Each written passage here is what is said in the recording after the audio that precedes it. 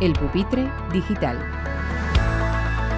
Bienvenidos al Pupitre Digital, el espacio de reflexión de Radio Éxito Educativo y el canal de YouTube de Éxito Educativo. Hoy tenemos con nosotros a Enrique Maestu, presidente de CICAE y director del Colegio Virgen de Europa. Muchas gracias, Enrique, bienvenido. Buenos días a todos, buenos días. Bueno, Enrique, estamos viviendo un año realmente complicado, especialmente yo creo que el ámbito educativo, aunque no se salga a aplaudir a los balcones, ni se haya salido a aplaudir a los balcones a los profesionales de la educación, creo que habéis hecho una labor muy importante, estáis asumiendo un rol importantísimo en la sociedad, pero también estáis viviendo, pues como no puede ser de otra manera casi en este país, también las tensiones, ¿no?, de una nueva ley educativa. Entonces me gustaría que hicieras un poco balance de este curso tan complicado que estáis viviendo. Bueno, yo la verdad es que en mi forma de expresarme soy un poco, digamos, tajante. Yo creo que se podría haber hecho mucho mejor el trabajo con respecto a la pandemia. El año pasado se podían haber dado todas las clases, todos los días, todas las asignaturas. Y solo se hizo una pequeña parte del sistema educativo. Y eso tiene unos costes respecto al servicio que damos, que es que hay una generación que tiene fuertes lagunas. Y este año estamos teniendo un problema parecido. Todos estos sistemas de asistencia de un 50% a los colegios o de un 60% están generando una enseñanza discontinua. Todo esto realmente vamos a tener que compensarlo dentro de un tiempo, porque realmente estas generaciones no tienen la formación que habían tenido las de antes. Yo creo que aquí es donde se ha podido ver, en la pandemia, la capacidad que tenía un sistema educativo para reaccionar ante situaciones nuevas. Yo cuando era joven recuerdo que se definía inteligencia como capacidad de adaptación a situaciones nuevas. Pues la inteligencia del sistema ha sido muy desigual. Y no han sido cosas ni de la privada, ni de la pública, ni de la concertada, porque en todos los casos ha habido gente que lo ha hecho bien y en todos los casos ha habido gente que lo ha hecho muy mal, ¿no? Ha sido más bien esa capacidad de reacción, esa disposición a responder y a resolver, que yo no siempre he encontrado. A veces es mucho más cómodo decir que bien lo hemos hecho todos los docentes, pues yo creo que no hay que ponerse medallas cuando uno no se las merece. Ha habido una reacción desigual y hay una responsabilidad muy grande porque el servicio que nosotros damos a la sociedad es un servicio trascendental. Eso respecto a la pandemia, ¿no? Respecto a otras cuestiones, porque hemos vivido en medio de la pandemia todo un proceso de desarrollo de un nuevo marco legal, ¿no?, que parece que es algo que también tendríamos que mencionar. Yo sobre el desarrollo del nuevo marco legal quiero empezar desde más atrás.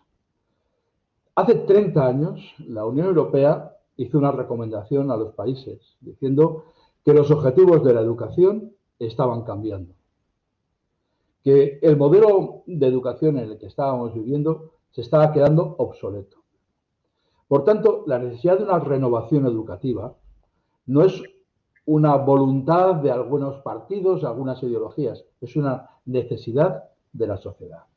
Y perder los trenes tiene también costes para los países. A esas recomendaciones de la Unión Europea respondieron adecuadamente muchos modelos educativos que entraron en un proceso de transformación paulatino, que por cierto es como se producen los cambios en la educación, paulatinamente, no con grandes revoluciones, ¿no?, y sostenido, de manera que ahora tenemos sistemas educativos tremendamente actualizados. ¿Cuáles han sido los que realmente se han renovado?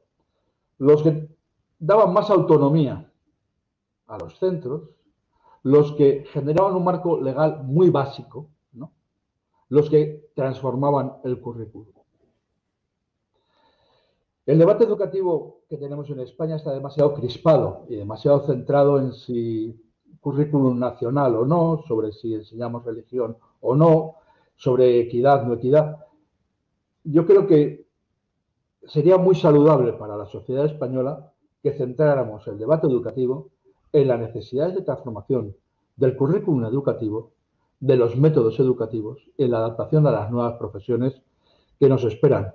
Los chicos que se educan hoy van a ser operativos en el 2040. Si vemos cómo ha cambiado la sociedad en los últimos 20 años, ahí me da verdaderamente vértigo pensar cómo será la sociedad en la que crecerán los chicos que hoy día estamos educando. Y respecto a la polémica que ha habido, ¿no? Y las plataformas que se han organizado en contra de la ley, la posición de CICAE, digamos que ha sido quizá la menos beligerante respecto pues, a otras plataformas como Más Plurales, donde están pues, otras organizaciones, especialmente centros concertados. ¿Cómo veis esa relación? También habéis sido y lleváis unos cuantos años pues a través de un informe o estudio que lanzáis en este caso este año con CEAPA sobre las cuotas que cobran los centros concertados. ¿Creéis que la situación actual de la educación está para fragmentarse más? O sea, ¿por qué es tan difícil esa unión entre el sector educativo? ¿O cuál es el planteamiento que hacéis también respecto a la concertada? Bueno, pues vamos a ello. Intentaré explicarme de una forma coherente.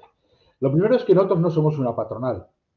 Nosotros somos una asociación de centros que se construyeron para compartir experiencias de innovación educativa y adaptarnos a la sociedad del futuro, a lo que se nos venía encima. Y durante mucho tiempo esa ha sido nuestra principal actividad. Pero también hemos ido viendo que necesitamos defender nuestro sector, defender el sector de la enseñanza privada, de lo que consideramos que es una competencia contra la que nosotros no podemos, digamos, confrontarnos en condiciones de igualdad. Nosotros somos partidarios de la estructura del sistema educativo que hay en España ahora mismo, que hay un sector público que creemos que debe de ser de calidad y debe de ser exigente y que el Estado lo debe cuidar y debe conseguir que la sociedad española tenga un buen nivel educativo en su conjunto. Creemos que cuando se definió el modelo de conciertos fue una decisión magnífica. Entidades privadas que tenían una, digamos, vocación de servicio público, que querían colaborar de una manera social en la formación de las nuevas generaciones. Y eso estuvo muy bien. El Estado sostenía centros que gestionaban una enseñanza pública. Entidades privadas que gestionan una enseñanza pública. Un magnífico modelo. Pero desde el principio aquel modelo decía que las entidades que gestionaban ese tipo de centros concertados eran entidades sin ánimo de lucro. Eran entidades benéfico-docentes. Nosotros pensamos que este sistema se ha ido poco a poco degradando. Y esta degradación ha llevado a extremos bastante llamativos. O sea, hay centros concertados hoy en día que cuestan más que mi colegio. Mi colegio es un colegio privado absolutamente que no tiene ni un solo modelo de subvención al que acogerse. Entonces, hay centros en Cataluña que pueden llegar a cobrar 800 euros y ser concertados. Hay una degradación del sistema. Nosotros lo que le hemos pedido tanto a la administración actual como se lo pediremos a cualquier futura administración es que el proceso de degradación se modifique. O bien porque reconocen que los centros sostenidos con fondos públicos pueden cobrar libremente y eso se legaliza, pero no se atreven a hacerlo. O bien porque se exige que los centros sostenidos públicos sean entidades sin ánimo de lucro y de una enseñanza gratuita. Nosotros solo pedimos en realidad algo tan sencillo como que se cumpla la ley. Pero en cualquier caso, precisamente la ley lo que dice es que los centros concertados no pueden cobrar por la escolarización. Entonces, si un centro obliga a una familia a pagar por la escolarización, podría tener un problema con la inspección, porque está infringiendo a la ley. Exactamente, debería de tenerlo. Nosotros, en el informe que hemos... ¿Consideráis que la inspección educativa en las distintas comunidades autónomas está haciendo dejación de sus funciones? Nosotros creemos que hay dejación de funciones. Hay hay ese tipo de dinámicas que se reconocen bajo el aspecto de los intereses creados. Hay un mundo de, digamos, de pequeñas trampas que se van haciendo a lo largo del tiempo, que se van consolidando, se van reconociendo y se van asentando, que es lo que ha venido pasando en el sistema de los conciertos. Hay centros, que por cierto, hay que decirlo todo, que son escrupulosos en la prestación de sus servicios. Yo diría que la mayor parte de los centros de la Iglesia que están gestionando el sistema de conciertos lo hacen escrupulosamente como un bien social, y hay que reconocérselo. Lo que no hay que hacer es que todo el mundo se sienta, digamos, criticado. Nosotros, a todos aquellos que están llevando a cabo el sistema de conciertos de una forma escrupulosa, lo único que tenemos que hacer es admirarles, respaldarles y reconocerles, ¿no? Lo que nosotros no queremos es que se introduzca un nuevo sector de la enseñanza concertada con mucho ánimo de lucro. Y nosotros, en los informes que hemos hecho, lo que queríamos es que eso estuviera fuera de discusión, que hubiera datos fehacientes que demostraban que se había perdido el espíritu original de los conciertos. Porque cuando solo se habla de abstracciones, al final lo que parece es que son solo opiniones, ¿no? Entonces, en esos informes que están públicos, que se los hemos hecho llegar a las administraciones públicas, que los han conocido los medios de comunicación, lo único que hacemos es poner punto por punto los hechos. No se puede decir que porque das 3/4 de hora al día de clase de refuerzo justificas el pago de 201 euros al mes. No se puede, eso no se puede sostener dentro del sistema de los conciertos, no se puede sostener. Igual, Enrique, ¿cuál ha sido la respuesta por parte de las administraciones cuando les habéis hecho llegar estos informes? Bueno, ha sido desigual. En general, la respuesta ha sido sorprenderse de los datos, prometer que iban a contrastar esos datos, que iban a revisar los abusos y los excesos. Esas promesas las hemos recibido en más de una ocasión, ¿no? Y en algunos casos están conduciendo a la transformación de algunos sistemas de conciertos, de algunas de las comunidades autónomas. Y se va a ver próximamente este hecho, porque realmente a veces la información sirve para que la gente reflexione y tome medidas. Sí. Por hablar ya de temas menos polémicos y ver un poco también la visión, ¿no?, de la gestión de vuestros centros. Nos has comentado que CICAE nace como una plataforma, una asociación de centros que buscan un poco, a través de la colaboración, mejorar los procesos de innovación educativa y demás. ¿Cuál es vuestra visión de la innovación educativa? Ahora también hay un debate, ¿no?, en la educación, corrientes no muy vinculadas a lo que se llama nueva pedagogía, pues en las que esta misma semana ha habido ciertas informaciones, ¿no?, o ciertas entrevistas y debate con el tema de la memorización, cómo deben ser los nuevos procesos de aprendizaje. Por aquí hemos entrevistado, por ejemplo, a Gregorio Luri, que es... Sí, la escuela no es un parque de atracciones, sí. Sí, que es una persona muy crítica con estos procesos de... Como Serrat Puig, que también escribió la secta pedagógica. Y sobre todo estar en contra de la memoria. También hemos entrevistado a Andreu Navarra, con de evaluación continua, muy crítico también con estos procesos, ¿no? ¿Cómo veis vosotros la innovación? ¿Creéis? También se le acusa de ser un recurso casi de marketing educativo. ¿Cuál es vuestra visión de la innovación? Fíjate, va a parecer un poco raro lo que voy a decir. Yo creo que el programa de reforma pedagógica es tan viejo como Pestalozzi. Fíjate si estamos hablando de los orígenes de la pedagogía. Y es curioso que todos los grandes pedagogos a lo largo de la historia han dicho cosas semejantes, ¿no? Mira, venimos de un sistema en el cual un profesor daba conferencias de 1 hora a los alumnos, que tomaban apuntes, que les mandaban tareas para casa, ¿no?, y que luego les hacían exámenes donde tenían que repetir lo que les habían dicho.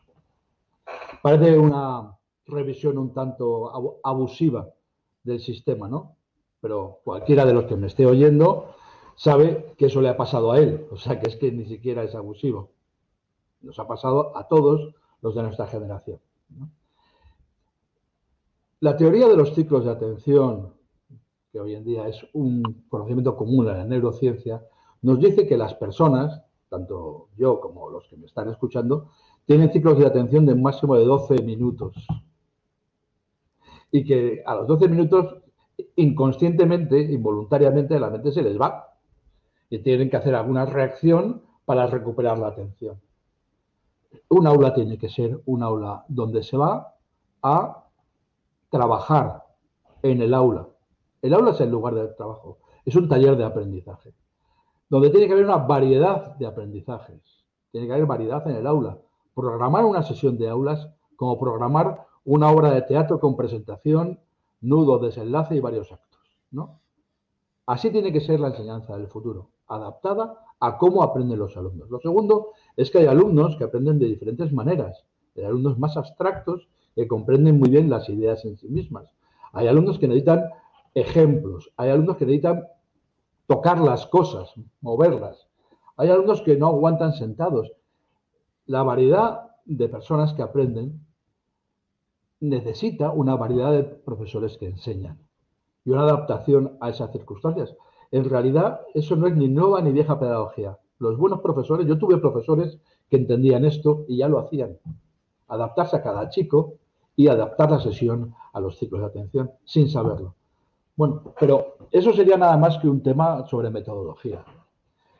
Cuando el señor Lurie dice que la escuela no es un parque de atracciones, pues probablemente tenga razón, no es un parque de atracciones. Pero lo que sí sabemos es que atrayendo a los alumnos y motivándoles, aprenden mucho mejor. A mí también me pasa, por cierto. Así que un buen pedagogo tiene que ser un buen motivador. Y en el rebufo de la motivación se sacan muchísimo partido a los alumnos, mucho más. La nueva escuela tiene que dejar de pensar en términos de talla única. Los alumnos son todos diferentes y tiene que haber trajes a medida para los alumnos.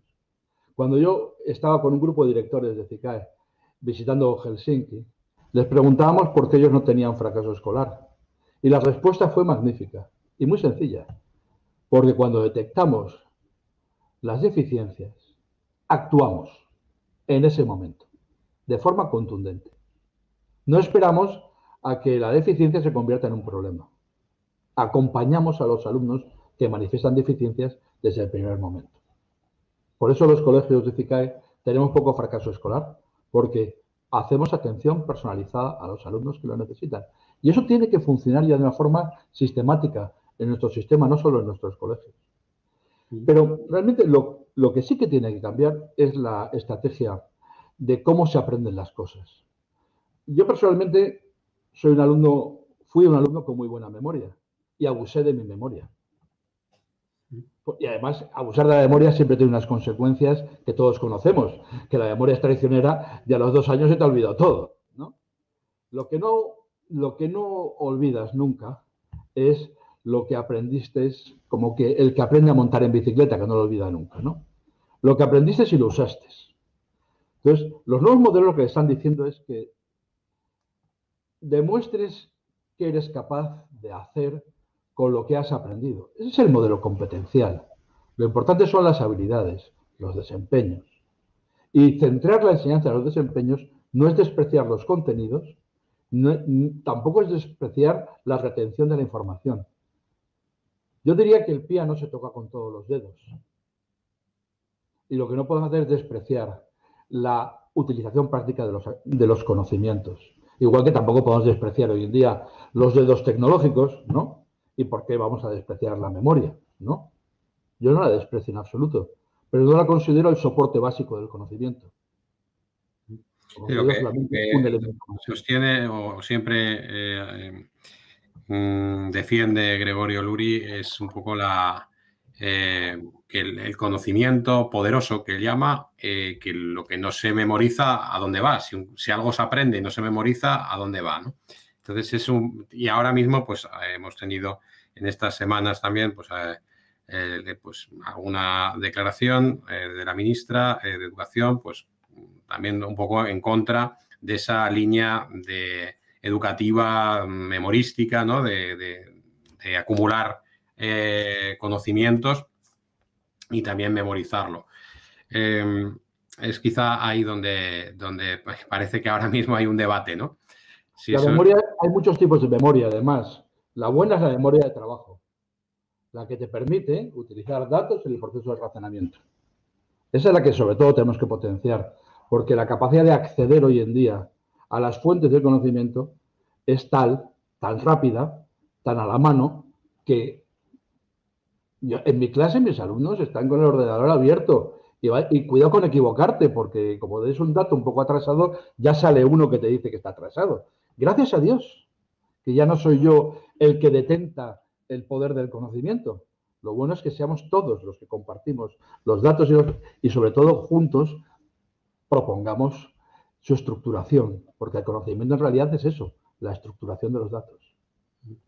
Enrique, vosotros sois una asociación de centros privados y como tales, pues os gestionáis como empresas y buscáis legítimamente el beneficio económico. Ahora mismo en España hay, en estos últimos años, quizás haya frenado un poco con la pandemia, la entrada de grupos internacionales que están adquiriendo colegios y estos grupos internacionales pertenecen a fondos de inversión en muchos casos. ¿Cómo veis vosotros desde CICAE este proceso de compra-venta de centros y este proceso también que implica también cierta internacionalización porque son entrada de grupos internacionales? ¿Cómo lo valoráis? Como todo, en la vida tiene dos caras. Tiene una parte positiva, ¿no? que se están creando grupos muy fuertes de educación con centenares de colegios en el mundo, lo que les va a permitir unos flujos de información, un compartir recursos, un mover a los niños en el planeta. Esa parte es excelente para los centros que están entrando en esos fondos de inversión. Pero para los pequeños centros como el mío nos parece preocupante, porque pensamos que muchos centros están buscando el recurso de los fondos de inversión ante la inseguridad que les está creando la degradación del sistema de conciertos, porque van pensando que cada vez va a ser más difícil sobrevivir siendo un pequeño colegio aislado. Y de alguna manera la situación política está arrojando en brazos de las grandes inversiones a muchos pequeños centros. Al hablar de estos grupos internacionales y la entrada de estos grupos internacionales, también esto está muy ligado, va en paralelo a un proceso también que parece casi irreversible de que todos los centros privados vayáis hacia un modelo internacional, ya sea al británico o al americano. ¿Cómo ves que esto ya es un proceso absolutamente irreversible? ¿Por qué se está produciendo esa elección por el modelo internacional, ya sea el británico o el americano? Bueno, por un lado, nosotros consideramos que la necesidad de evolución del sistema educativo no es una opción, es una necesidad. Y por tanto, los que realmente han sido capaces de evolucionar van a proponer a la sociedad modelos actualizados. Nosotros pensamos que perder los trenes que está perdiendo el sistema educativo español le conduce a estar retrasado respecto al cambio de las necesidades educativas. Entonces, los centros que estamos optando por los modelos internacionales, estamos en esa línea. Pensamos que nuestros alumnos van a tener la edad que tienen ahora y no pueden perder los trenes. Y nosotros tenemos la obligación moral de adaptarnos a las necesidades de la educación del futuro. Entonces, hay modelos, por ejemplo, el modelo internacional del bachillerato internacional, que va desde los 3 a los 18 años, tiene un sistema educativo compatible con el nuestro, porque en España es compatible, ¿no? Y además, yo creo que muy desarrollado y muy orientado coherentemente hacia un sistema que es a la vez exigente y que va al desarrollo competencial de los alumnos, que exige que los alumnos no sean meros entes pasivos y receptores, sino que sean los protagonistas de su proceso de aprendizaje. Entonces, nosotros pues, entendemos que ese es el camino que tenemos que seguir. Los colegios americanos están proponiendo un modelo internacional, los colegios ingleses proponen un modelo internacional, cada uno tiene su propio sistema y en España están reconocidos, hay tablas de convalidación, hay compatibilidad de sistemas, pues estamos ofreciéndolos y seguiremos haciéndolo, y cada vez más los centros privados estaremos buscando un currículum más adaptado a las necesidades que consideramos que son del futuro. En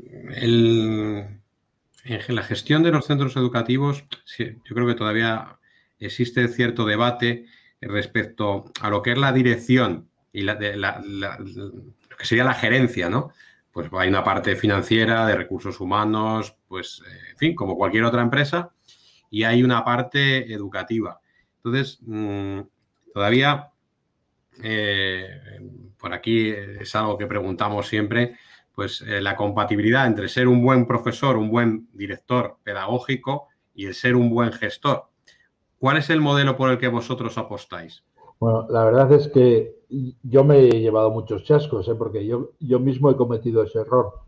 Un excelente profesor, un magnífico profesor, no tiene por qué ser un buen director. Y al contrario, los alumnos están perdiendo su excelencia como profesor y las organizaciones están funcionando mal porque en realidad su especialidad no es esa. Yo creo que la labor directiva en los centros educativos tiene que ir profesionalizándose. Los centros no pueden seguir trabajando, gestionando el día a día y aplicando el marco normativo. Ese modelo de dirección está obsoleto. Antes la dirección además era muy piramidal. Había quien mandaba y quienes obedecían. Y el director era alguien que mandaba mucho todo el día en todos los niveles, grandes, medianos y pequeños. Ni en las empresas de ahora funciona la cosa así, ¿no? Ni en los colegios debe funcionar la cosa así. Debemos hablar más de organizaciones que crecen en torno a un proyecto estratégico, unos objetivos que se han consensuado y la comunidad educativa se ha planteado y ha aprobado. Pero cuando hablo de comunidad educativa, yo hablo de la importancia de la participación de las familias en los colegios. Cuando se lleva a la cabeza a la gente porque pidamos que los padres también estén cerca de lo que se hace en los colegios, yo diría que yo me llevo las manos a la cabeza porque no se haga. Las familias son los tutores legales de los hijos, son los que deben de entender en su educación y deben de estar cerca. Por tanto, una comunidad educativa se fija entre todos los objetivos comunes a 4 a 6 años. A un equipo directivo lo que le corresponde es poner planes de acción que desarrollen esos objetivos de manera temporalizada, ¿no? Con indicadores que demuestren si se ha cumplido o no el objetivo. Ese modo de dirigir es diferente al tradicional. Ya no estamos asediados por el día a día y por apagar los fuegos que todo colegio tiene todos los días, porque es todo menos aburrido dirigir un colegio, que no sé si lo sabe, ¿no? Pero como estés cegado por el corto plazo, no tengas las gafas para mirar de lejos, los colegios son entidades que vagan sin rumbo y que cuando hablan de innovación, como decías antes, en realidad es mentira, es solo marketing educativo. La innovación es necesaria, pero es necesaria no como marketing educativo, sino como proyecto estratégico para actualizar a los centros. Y realmente yo creo que cada vez más los directores de centros están aprendiendo que más que mandar, lo que tienen que hacer es consensuar. Y más que decir que no a todo lo que le dice la comunidad educativa, está en escucharla y en canalizar sus inquietudes. Sí. ¿Cómo desde CICAE planteáis un poco los procesos de mejora en la dirección de vuestros equipos? Cada año se programa una visita a 2 colegios, al principio del año y al final del año. El colegio que sabe que va a ser visitado tiene que prepararse porque llega un montón de especialistas en educación que sabe cómo funciona un colegio y sabe mirar detrás de las apariencias, y pasamos 2 días allí viéndolo todo, procesos de tutoría, currículum, metodología de aula, organización, funcionamiento de la dirección, todo, porque realmente 60 o 70 personas se han metido en el colegio durante 2 días.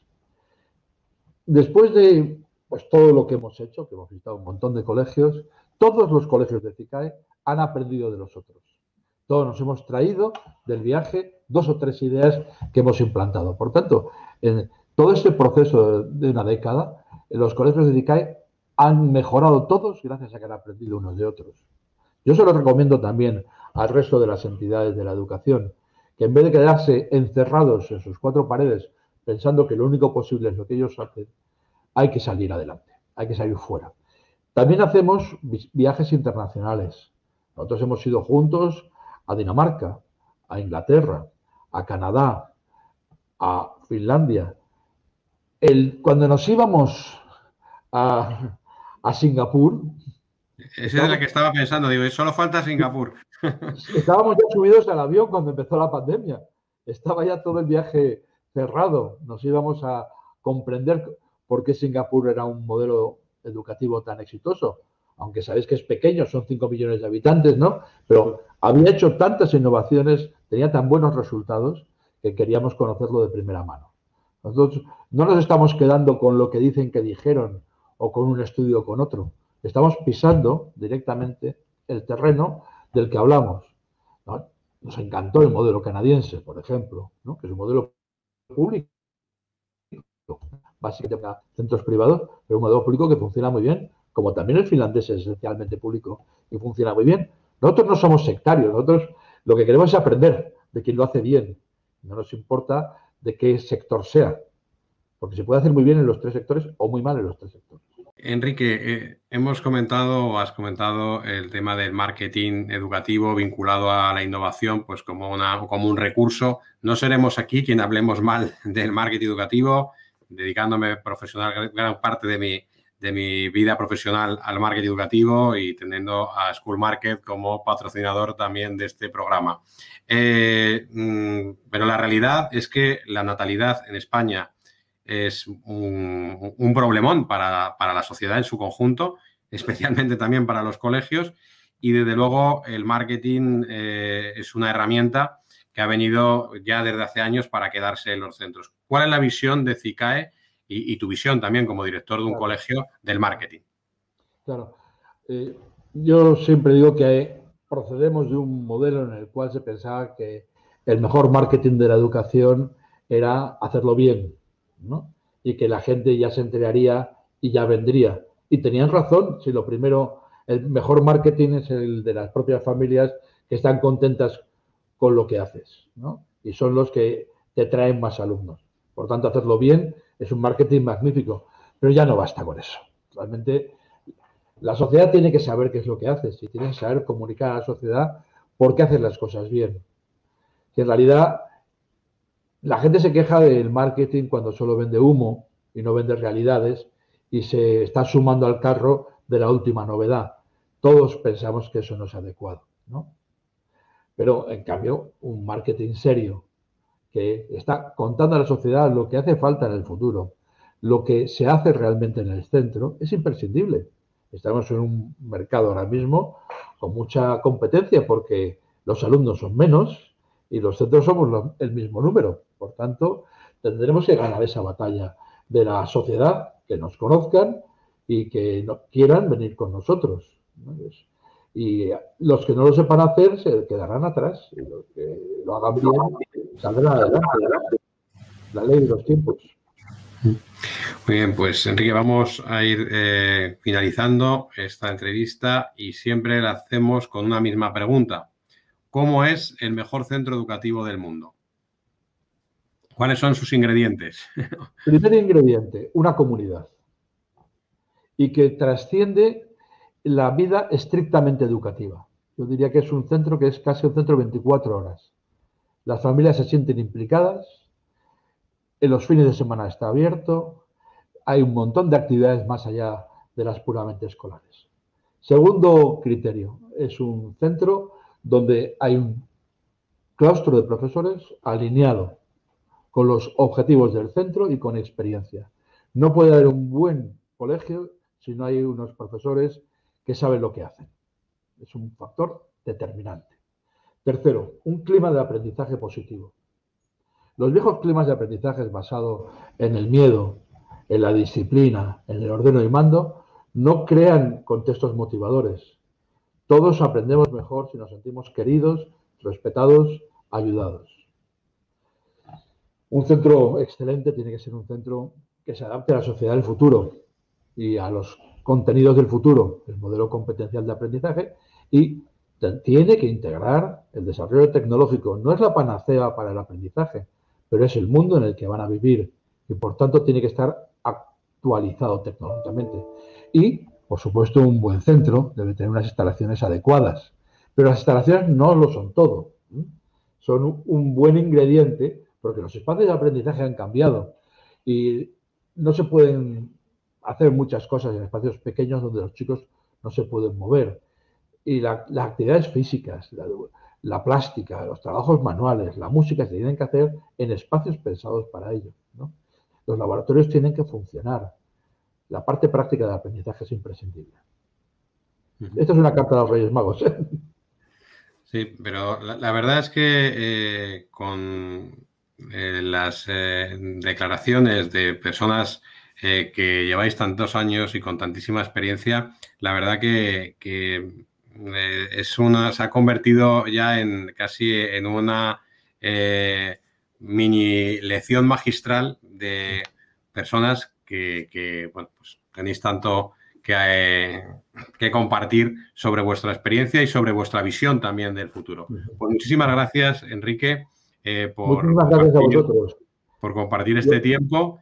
Y nada, pues os animamos a seguir el programa a través de los distintos canales, de las plataformas de podcast, iVoox, Google Podcast y Spotify, y, como no, a través también de nuestro canal de YouTube. Muchísimas gracias, Enrique.